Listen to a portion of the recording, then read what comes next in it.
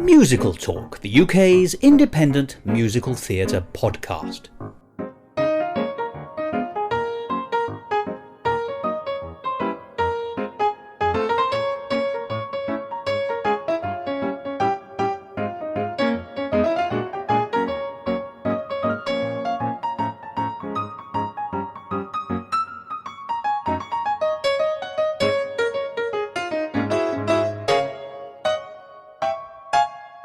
Hello and welcome to another edition of Musical Talk. I'm Thos Ribbits, although if I'm not, then the impressionist that they've got in's terribly good.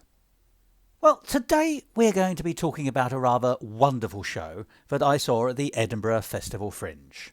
It was called Gertrude Lawrence, a lovely way to spend an evening. And it was a one-woman show presented by Lucy Stevens, in which she tells the amazing story of Gertrude Lawrence, in words and song taken from primary sources. And as you'll hear in the conversation a little bit later in this episode with Lucy, it's absolutely fascinating how that she's able to encapsulate a character that she's researched so thoroughly, and her technique of relying on original texts in order to tell stories. Even sometimes unusual original primary sources like private correspondence and even, as you'll hear, postcards, which can shed an amazing light on the official story, and I use the word official with speech marks around it, which is sometimes presented. But who is Gertrude Lawrence?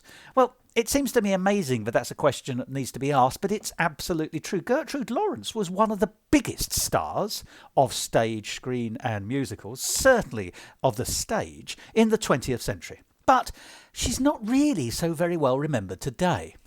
And funnily enough, that was something that was recognised as early as the 1980s, because one of her biographers, the famous British critic Sheridan Morley, wrote in his book in 1981 that most traces of Gertrude Lawrence disappeared after her death in 1952, when she died at just aged 54.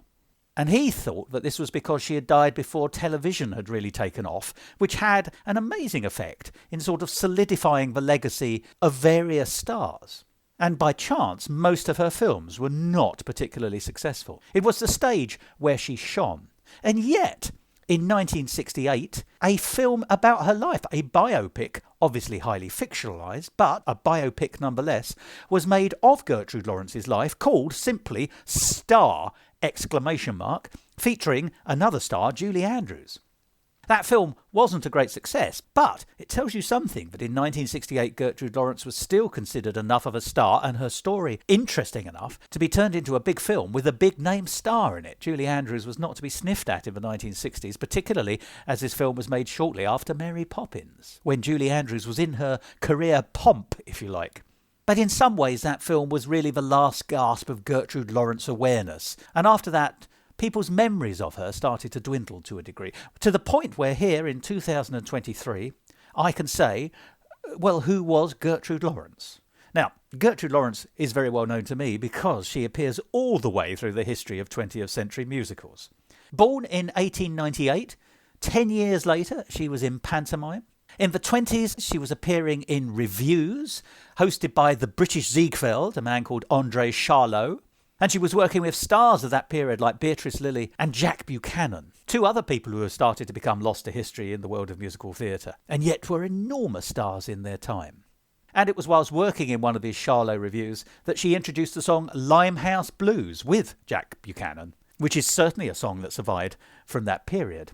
At a similar time, Noel Coward wrote a song for her called Parisian Pierrot, another song which has survived, certainly in the Noel Coward songbook, and that came from London Calling, the 1923 André Charlot revue. But those André Charlot revues from 1923 to 1926 really showcased her talents, and she immediately was spotted as something rather exceptional. Because, and this I think is her real legacy, Gertrude Lawrence was a star, and a British one at that, who had shows written for her by some of the world's leading Broadway and West End composers. So after her run of revues in London, she was spotted by the Gershwin brothers, that's George and Ira Gershwin, who wrote her a musical. Now that's the fact. She had a musical written for her by the Gershwin brothers in 1926 called OK. another exclamation mark on the end of that, of course, which played on Broadway in 1926 and in the West End in 1927 and was such an enormous success the Gershwin brothers wrote her another show called Treasure Girl for 1928. Unfortunately not a success. But if that turned out to have been everything in Gertrude Lawrence's career, I think we'd still be saying, well, she had shows written for her by the Gershwin brothers and songs written for her by Noel Coward. But of course she went on to surpass that, and how, as the Americans have it, or with knobs on, as we might more colloquially say. Well, Noel Coward would then write another show, in this case not actually a musical but a play with a song, Private Lives, which of course featured the famous song Someday I'll Find You. Cole Porter wrote her a musical in 1933 called Nymph Errant, which only played in the West End, here in London, but introduced the song The Physician. Then Noel Coward wrote for her again in a series of plays called Tonight at 8:30, several of which featured songs, including Has Anybody Seen Our Ship and Men About Town from Red Peppers, a show we've certainly discussed here on Musical Talk before, but also the very famous You Were There and Play Orchestra Play from the show Shadow Play. Tonight at 8:30 comprised 10 plays, which were performed in rotation with Noel Coward and Gertrude Lawrence as the stars. Then Kurt Weill wrote her a show for Broadway in 1941, Lady in the Dark, where the songs The Saga of Jenny and My Ship were written for her. And then finally, Rodgers and Hammerstein wrote The King and I for her in 1951. And I don't need to tell you how successful that was. But if I said to you there was a star in the 20th century who had songs written for her by the Gershwin brothers, Noel Coward, Cole Porter, Kurt Weill, and Rodgers and Hammerstein, you would say, I am sure, why haven't I heard of this person? Gertrude Lawrence was, as they realised in 1968 when they made the film, a star, and a star with an exclamation mark. And it's only fair that someone of that theatrical magnitude should still be remembered in the 21st century. And so, rather splendidly, another person who I would describe as a star, Lucy Stevens, has decided to do something about that. Now, Lucy specialises in shows about important women and has previously written and starred in shows about Ethel Smith, who was the first woman composer to be performed at the Royal Opera House in Covent Garden and has been described as the missing link between Purcell and Britten in British composing, as well as shows about Kathleen Ferrier, the amazing British opera singer, and Virginia Woolf, the famous novelist. But it is her latest show, Gertrude Lawrence, A Lovely Way to Spend an Evening, that we're going to be talking about today. It's described as the 1930s star of musical comedy tells her own story in her own words. Funny, pacey dialogue, which is bursting with songs from Variety and Review to Noel Coward and Kurt Weill. So in just a minute, we'll hear that fascinating conversation with Lucy about her wonderful show, Gertrude Lawrence, A Lovely Way to Spend an Evening. And then afterwards, do stick around because I'll be telling you how you can see it. Because it's on a national tour at the moment with dates running through into 2024. And I'll be giving you details of how you can find those out a little bit later in the programme, as I say. But that's enough of me talking. Let's hear about Lucy Stevens and her fabulous 5-star show, Gertrude Lawrence, A Lovely Way to Spend an Evening.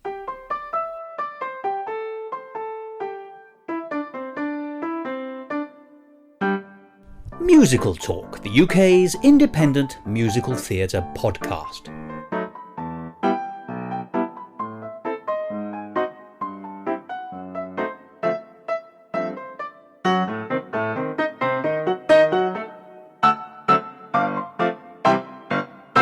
My name's Lucy Stevens, and the show is Gertrude Lawrence, A Lovely Way to Spend an Evening.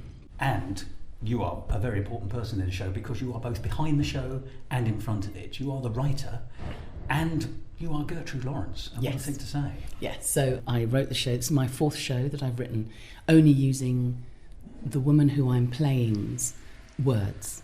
So I use autobiography, letters, postcards, diary entries, articles, verbatim accounts that other people might say they've written.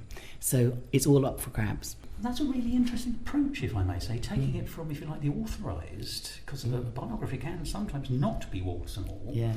Although I think Gertrude Lawrence she's fairly honest about quite a lot of things. I mean, that's who she was in many ways. Yes, I mean, I've read many autobiographies, but the most important thing is that they have to be truthful, they have to be honest, and they have to share their flaws as well as their gloriouses. So Gertrude Lawrence does that. Her autobiography, A Star Danced, is beautifully written. It's almost a show itself. When I read it, I knew this is a show I could write. I mean, she was a theatre person. She was. She was. So this is the showgirl writing. That's a really lovely phrase, actually. Yeah. But how did you, as another showgirl writing, alight on Gertrude Lawrence as the person you wanted to bring to life? I was looking. By the way, you encapsulate her as far as anyone can these days. Yes. Thank you. I was looking for a lighter piece. The piece that we were touring when we went into lockdown was about Virginia Woolf. Oh. A glorious and fabulous woman. I just seen a musical about Catherine Mansfield, and they were friends. Yes, they were. And I sang in that piece, even though Virginia Woolf didn't sing. But I sang songs written by female composers, British female composers, writing at the same time as Virginia Woolf. So it was a tapestry of the female artistic output, if you like. Can I say how wonderful and important that is? Because actually, it's a terrible thing to say. Female writers, particularly from the early 20th century, are just overlooked. Yeah, they are, very much so. It was actually very difficult to get the musical dots of a lot of those female composers. But we did. So we were touring that and we went into lockdown, but it's quite a heavy piece. The pieces always obviously reflect the woman that I'm portraying. And she's utterly brilliant and fabulous, and it was quite a feminist piece. But it was also it was a little bit of a hard sell, I imagined, coming out of lockdown. When people are looking for a bit more escapism or pizzazz. And I wanted a bit of escapism, and I wanted a bit of lightness, and I thought, let's try someone who can offer that. And I love that period, sort of 1900 up into the 1940s. Musically, it's so rich. I salute you. And it's so rich. And also, there's not a lot of agenda on the way that you sing those songs. Those songs are still quite free. They're interpreted in all sorts of different ways. Well, they're standards for a reason, aren't they? They are. So I wanted to play with that. I wanted to lighten my sound in them. I wanted to play with lightening the sound. And I found a lovely way to spend an evening. And I just thought, I think that's the show. Because Gertrude Lawrence, unlike Virginia Woolf and other people that I've played, she didn't have an agenda other than her own for herself. Her agenda was on herself, her own career, and her audience. But she gave herself agency in a very non-sentimental way. And that, if I may, let's talk a little bit about the story arc. I appreciate you're taking it from the source materials. Yeah. But actually, it's so refreshing to see anyone acting in a non-sentimental way. I mean, there's the hard knocks of show business. Yeah. I mean, they're still the same as they are to a degree, but with the grinding poverty of the first part of the 20th century, where she was born 1898. Yeah, in Clapham. Yes, exactly. I mean, not famed, even now, not famed as being necessarily very gentrified. Certainly, much less so then. And, there's that moment, isn't there, where she essentially moves from one family, her mother, to her father, there's divorced. And it's quite transactional.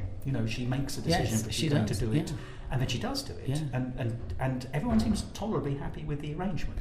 I mean, I think she's phenomenally brave. Yes, and at a young age. Anyone who makes it to huge stardom have all worked incredibly hard, and Gertie's no exception. She left home aged 12 without even telling her mother that she was going to go and live with her father because her father was working in the theatre. That's where she wanted to work. So she just went. I mean, I think she's got guts.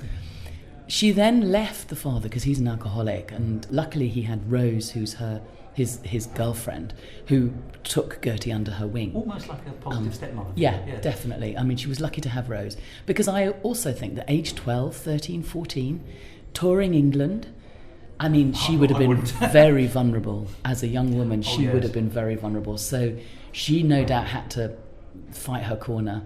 Rose helped her. And then Rose said, go on your own. Go for it. And she did. And it's the reverse of the Gypsy Rose Lee story, where you've got a stage mother kind of character called Rose, but who's happy to let them. Yeah. And she went off, but she wasn't even 16 when she went off on her own. She got digs. I mean, she was a real feisty character. And then got a job in London, and was working as understudy in chorus, and just worked really hard to get herself recognised, and and move up the ladder.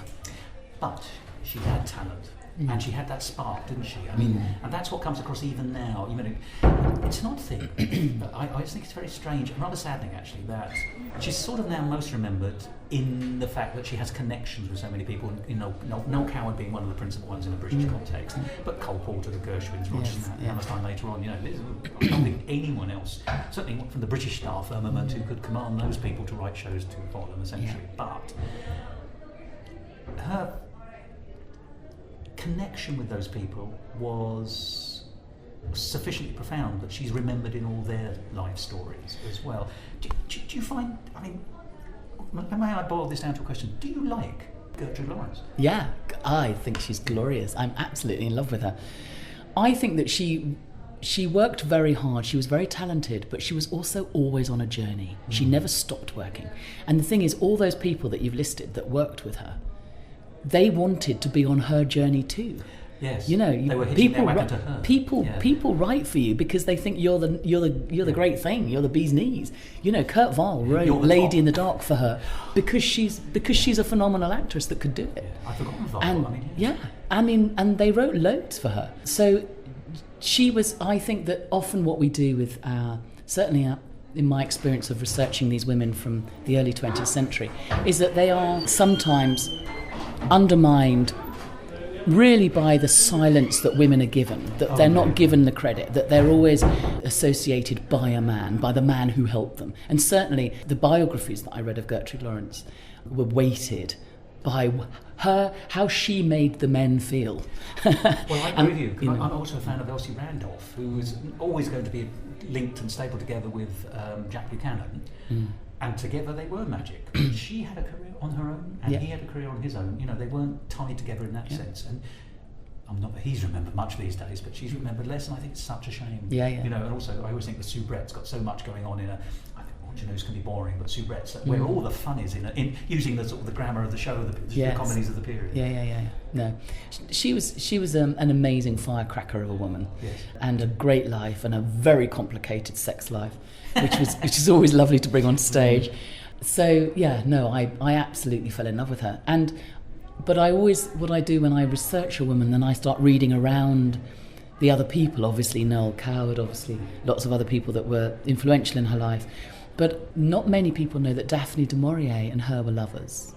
No, they don't know that. And Daphne du Maurier, for the last 4 years of Gertie's life, they were lovers. And when Gertie died, quite suddenly, aged 54, Daphne du Maurier was so distraught that her family didn't understand why. Because they weren't honest. No. Because these women didn't let people know. And society wasn't open for that, was it at all? And because I only write in the shows with the words that the woman herself has written, which has a wonderful honesty to it, and also it means that there's their cadence and their humour, and it also means I can't make anything up. And I can only run with what I've got. So luckily she sent a fabulous postcard to Daphne du Maurier, and that's in the show. Good, so there is surviving genuine sort of Gertie evidence, if you like. Yes. Gertie said to Daphne du Maurier, when she was in The King and I, Daphne du Maurier was going to stay with her in New York in the apartment that she was renting. And, Gertrude wrote to her saying, Richard might at any time come and drop in, so we'll need to be discreet. Which tells you, but that beautiful postcard therefore tells you everything in literally a couple of sentences. Yeah, absolutely. Well, it validated it, so I'm not just going off one source. You know, I always want to cross-reference. But there is an element here of being... I love the fact that you're devoted to the truth. Certainly the truth of the primary evidence. Because that makes this... There's always a danger if things are smooth. Sometimes in a musical biography, shall we say, sometimes, particularly of singers, you find the songs which are closest from their repertoire and insert them. And of course that's going to happen here, but when you've got honesty as your core, that will work, whereas sometimes I'm aware that people have massaged things to fit the song a little bit better because you can't change the song because the copyright's in place. No, I'm very much, I don't, the music, I'm constantly researching it, but when I'm actually writing the words, they come first. And then the music needs to fit the words, and then the music needs to add something. It never needs to stay still. It always needs to be moving forward, like a good musical, really. So, finding the music for this piece was so delightful. As I said, it was lockdown when I was writing it. And on eBay, you can buy. I always like to get the original copies. So Proper I have sheet music, proper sheet yes. music. So I have the original arrangement, and so you can buy the sort of £1.39. I think I was paying for these original copies. I've actually got an original copy of All's Well, Mademoiselle, which is a song that Gertrude Lawrence commissioned to write for her Ensa tour in 1940. It's a historic document. And it's signed by her. Oh, goodness. Well, she did sign a lot because she gave them out to the troops with a big kiss, I'm sure. But finding one for a reasonable price, that's Yeah, it was a joy. How it was a tangible, because that connects. Yes. That's the absolutely. Those so-called 6 degrees of separation. You're now reduced to one. And I get very nerdy, and obsessive about it when I'm in the writing phase, because I'm just so ecstatic when anything comes in the door and I can use it. And as you say, I think, did she hold this? Am I actually holding a sheet of music that Gertie actually gave out? Artifacts do have a power. They do. I absolutely love them. Now, another thing that has power is your performance. I'd like to talk about your performance because you encapsulate Gertie, but of course you are the person on stage. Yeah. There is a very excellent accompanist. Our eyes are on you. You walk on, and I hope you don't mind me saying you have that beautiful, you have beautiful hair anyway, but you have that beautiful 1930s look, which I have to find terribly attractive, although I know it's hard work. Yes. Isn't it? A lot of spray and powder and things. It's 2 hours. 2 hours. Is it really? That look. Yeah. Well, but it really pays off, I find, because and you have the stole, the white sort of thing, which you're very good at flicking it over your shoulder. Nice movement. Because it's difficult to get movement into a show like this sometimes to a degree, isn't it? But there's a great subtlety and power in your performance, if I may be so bold, and that's a really interesting dichotomy to get. And such subtlety, I'll give you an example. She is a Cockney lass in her youth, and you portray that. You've got all the glottal stops, and so in the earlier period where she's singing the popular song of the day, nicely chosen. For example, probably the best known one is "Don't Dilly Dally on the Way." Yes. When she's actually involved in a family midnight flit, exactly. To get out of. And I checked when I was writing it. That was written at exactly the time when she was doing her midnight flit. So it's culturally. The music is always bang on date wise. I'm get fixated with that. But but that brings the authenticity to it. Now, I always think of that song as being a Murray Lloyd song, which sort of gets picked up by Lily Morris, I think, in the 1930s, and of course it's still known today. For the purpose, you were talking about making sure the song works narratively. Yes. So you're telling the story in the piece with the musical background of the chorus, and then with rather splendid timing, you are able to then finish the song as, if you like, the exclamation mark on the story you've just told. That's right. I think that's fabulous. I've got to ask, presumably, if there's a 2-act version or a fuller version, would you do the whole song? Because obviously it's the thing about "Don't Dilly Dally on the Way" is it's the opening lines, isn't it? We the we couldn't pay, so we had to move away. Moving and came round just after dark. You're telling that story from an actual point of view rather than for comic purposes. But it's a beautiful parallel. Yes, I'm not sure that one would. I would like to expand. So we're doing a 70-minute straight through at the moment for Edinburgh. Oh, I know that. Because it's that's the requirement. When we tour it, we do Act 1 and Act 2, and we have an interval after Jenny. That does make sense. Yeah. So it's longer in that version? No, it's not actually. It's 40 minutes first half, 30 minutes second half. But what I am going to do after Edinburgh, one of the things I'd like to do is develop it slightly and just lean into some of the songs. But I'm not sure that Dilly Dally is one of the ones I'll lean into because it does its job. And people know it in a way, so it's shorthand, isn't it? So there's always, and I'm telling the story, and the music tells the story. The music, to do more of a song, there needs to be a reason. It needs to be a narrative reason, and I'm quite mean with my edits. All the songs in the show are in their tightest edit, but to still give the same song. There's very little they still cohere, but they're in a very tight edit. One of the ones that it does. It gives it real pace, and it means that the audience is never really sitting back. There's one song which I do indulge in a tiny bit, which is Autumn in London Town, which is just the most beautiful ballad. But that's a song that sort of feels it needs to be allowed to breathe. Yeah, I just couldn't edit that down anymore. I just said, let's just do this. And it's lovely. I actually hear the audience breathe out after that one. There's like a sigh, it's... the joy of the collective experience. Exactly. Yeah. So I'm very pleased with it, but I will tweak and twiddle it. I will tweak a little bit. A Changing World. I'd love to do more of that. I think that could hold as well at that point in the play. A little bit more of that song. And it's meaningful too within the context. It is, as she gets older. Well, and she lives through that really fascinating first 50 odd years of the 20th century. Absolutely. I mean, let's be honest. If you're looking for things to happen, Yeah. you've got context. Yeah, absolutely. But I love the subtlety of your performance, because although it's made plain later that the Cockney accent is sort of drilled out of Gertrude Lawrence, you just let it. You have it when you need it, and then you move into the next phase. Yes. And without making a thing about it, you've moved into the next stage. Yeah. As I say, I love. There's a serpentine nature to your performance in a positive sense, as you see the character develop in front of us. You know, Yes. in that sense, it's an acting job. I'm just picking that as a really as a good example. And of course, she is a woman who, not just with agency, but has given herself agency. Yes. And that suggests power. Yeah. And you've got that skill. Yes. I mean, obviously you're an actress in your own right, or able to bring all those skills to the table. I suppose what I'm trying to ask here is, do you see anything of Gertrude Lawrence in yourself? You know, how much are you drawing of yourself into the performance? And how much are you drawing from externally? Actually, I'm drawing my grandmother. Oh, why?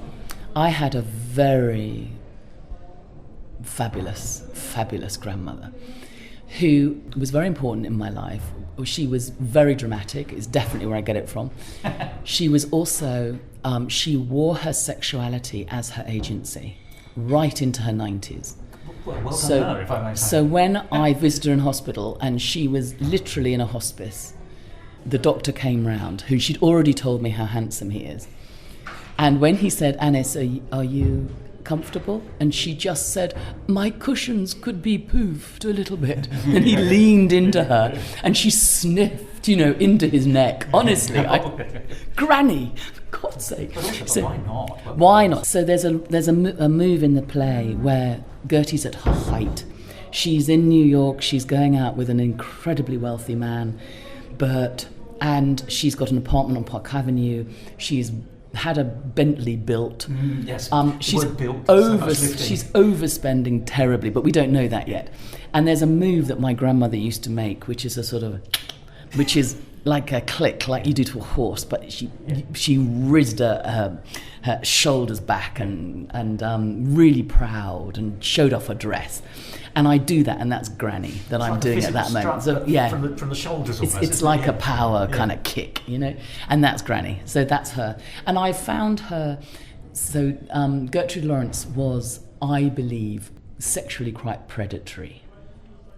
There's photographs of her where I fear for the 18-year-old soldiers, and I mean, I'm sure they didn't fear it, but she's quite predatory, and my grandmother was. So I'm playing that sexual energy through her, and that definitely has given me license to really play Gertie, and that kind of power as well. My grandmother had that.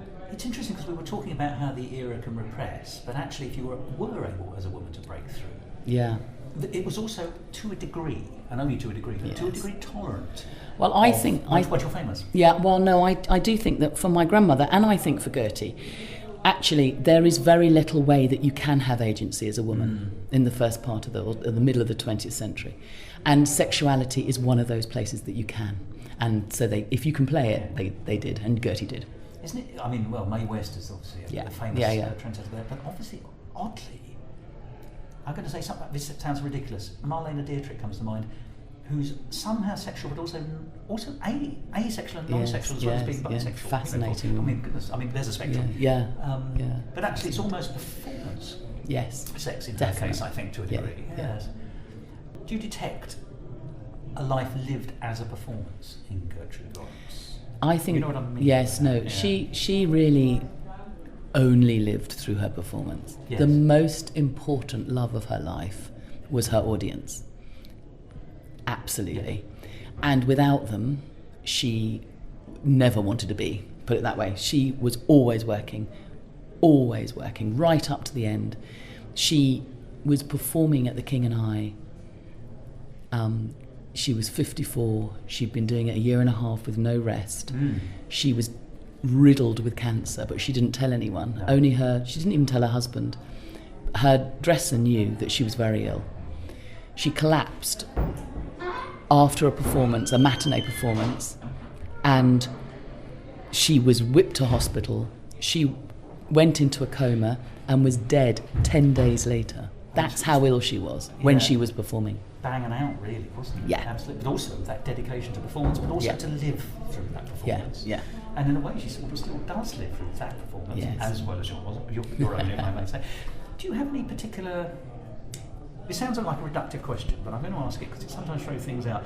Is there a particular episode of her life that you respond to more than anything else? What's your favourite bit of your own writing? Which is crisp and clear from first to last, right? Oh, I love it when we get to the war and there's song after song rattled out and they're all absolute core bangers. And that's always a lovely moment because I know that works. The audience are completely with me. It starts with London Pride, which is such a great song. Anthem, really. I mean, it's... Yeah. Well, we were talking about women composers, but obviously people often forget that the lyricist for Keep the Home Fires Burning from World War One was a woman. Yes. You know, that song still lives. And that's half man, half woman in terms of the creativity. Yes, absolutely. No, yeah, so that's... And in terms of the songs then, do you have any favourites? Oh, I mean, I know they're silly questions, but... No, not really. I love for me, the songs all serve the purpose within the play. Yeah. So I love them at that moment when I'm in them because they're the storytelling, they're the moment. But I'm really happy with it and I'm really happy with the response we're getting. Oh, well, the audience seem to love it. Yeah. You do have them in the palm of your hands. Thank you. Were there any parts taken in the writing that you ultimately were enjoying but had to let go? You know, the parts not taken are always quite interesting. Oh, yeah. No, there's always the edit. In fact, I am a ferocious editor. Yeah. But that's a great skill. So, I cut. There's never any repetition. But I had what I felt was the final edit because I had time, of course, because we couldn't get back out after lockdown. I then needed to fulfil the tour of Virginia Woolf, so there was another year before I could get Gertie out. I was desperate to get going on her, but I had a lot of time to really make sure it was tight. But we got into the rehearsal room, and the director, Sarah Louise Young, who's phenomenal, an old friend of musical talk, I should say. Yes, and she said, I'm really sorry, but we have to lose this 10 lines right at the beginning. And I was devastated because they were very good lines. Yeah. But she was absolutely right because if we tell the audience we would lose a punchline later on, and we needed it later on. So that was her keen eye on the dramaturgy. But I did say, okay, let me just I'm going to go to the lavatory, and when I come back, I'm going to be okay with it. But I just have to mourn those 10 lines for a second. Well, it's so interesting, isn't it? Because you just have to take your writer's hat off in performance. Yeah. I mean, the moment you sentimentalise your own work from your own heart, you've lost it. Now, this is a fabulous show. It's a 5-star show, although it's almost a 6-star show because you are a star in it. Oh, bless you. Now, what is the future of this show? Has it got one? And how can people find out about it? Not just here in Edinburgh, but... Yes, GertrudeLawrence.com. You can't say fairer than that, can you? I bought the .com and LucyStevens.com, my website. Yes, we're touring. We've already got dates booked and we go all over the country. We're going up to Scotland, to Aberdeen, down to Cornwall. Oh, really? Those shows are already booked, yeah. And we also tour internationally, if asked. And secretly, I would love to have a little band. You know, a little piano and a double bass and maybe a clarinet just to expand on stage, that sound a bit. To expand the sound a bit. So a few numbers that we could just build up and just sit in and relax and enjoy and do a number on. You know, I'd love to do that. Can I say, just for the audience, as you were saying that, you were sort of so full of joy. It was, yes. I think just to see that again, people should be arranging this for you. Yes. So you're very happy for people to contact you on either of those two websites. Yes, absolutely. If they're interested either to see the show or to see whether it might be licensable or... I do a MailChimp of all the dates coming up. I only do about 2 a year. I'm not... And so there's a mailing list that you can sign up on LucyStevens.com, and there's also all our diary dates there as well. Well, can I say, Lucy, it's been a real pleasure speaking to you. Thank you so much for talking to me about this show, which is a brilliant show, a firecracker performance with an absolutely top-notch cast-iron solid gold show. Thank you.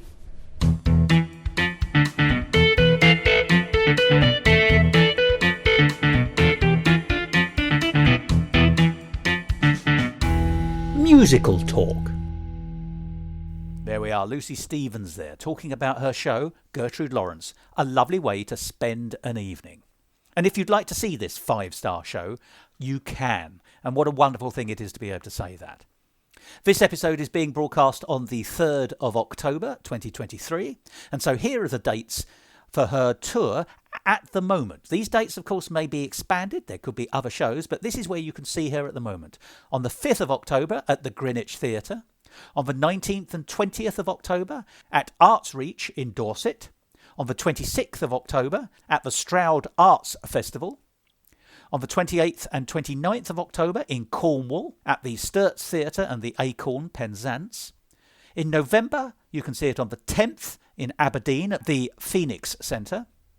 And on the 16th, 17th and 18th of November, Lucy will be in Herefordshire with the show at Corley Hill, the Market Theatre and Linton Village.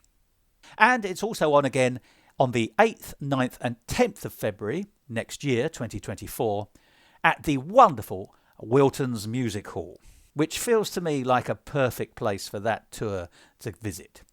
There may, of course, be other performances, so do go along to Lucy's website, which is lucystevens.com. Very simple. And Stevens there is Stevens.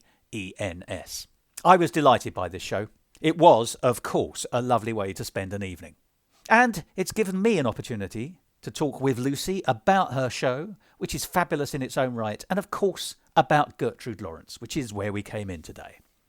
Gertrude Lawrence is someone who deserves to be remembered, and remembered in her own right.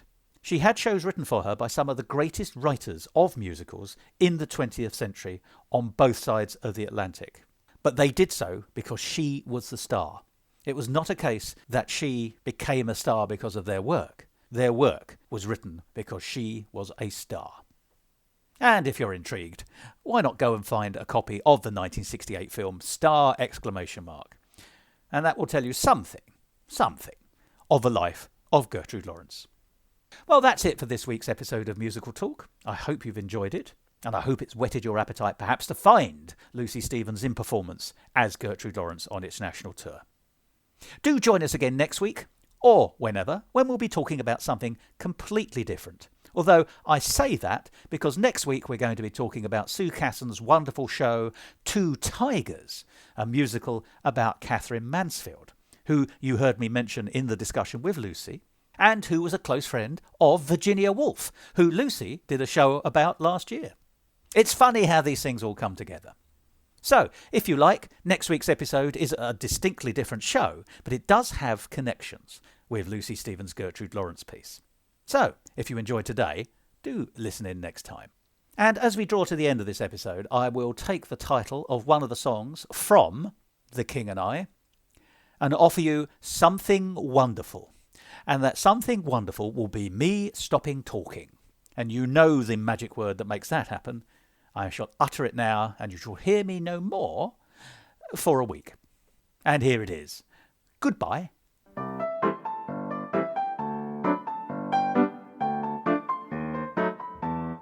This episode of Musical Talk presented and edited by Thos Ribbits.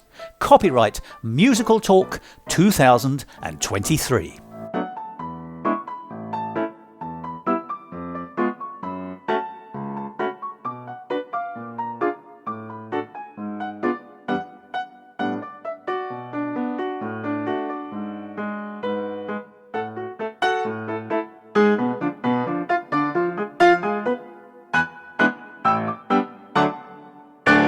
To find out more about the world of Musical Talk and listen to past episodes, go along to our website www.musicaltalk.co.uk or subscribe to us on Apple Podcasts and follow us on the usual social media networks like Facebook, Instagram and X, formerly known as Twitter.